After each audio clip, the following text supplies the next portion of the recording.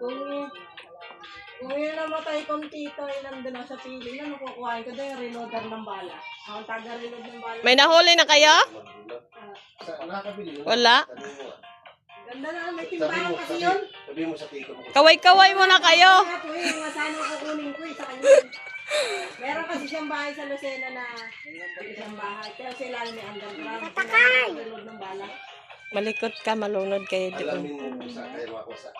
Anong Pag nakita ko po yung anak niya sa ano. Ang ganda ng reloadan nun. Ang bilis lang mag-ano eh.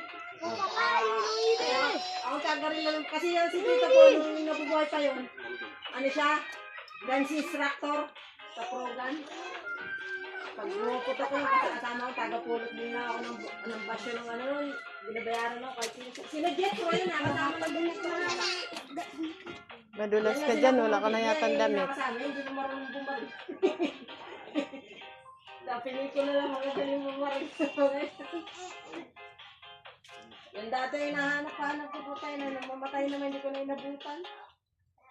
Punta ko doon, wala na, hati-hati na agad. Alimasag! Alin mo? May lang gusto ko doon. Walang alimango. Reloadan ng bala po. Ano yung kasama? Jackpot ka doon, pag-reload ka Mga Style mo nitan, baka hulog ko dyan. Niyabangan mo pa kaming dalawa na kapatid mo. Alimasag daw, ang laki. Ganito mo, tapos biglang maba. Inong ibig ko, dito mo. ganda ng view.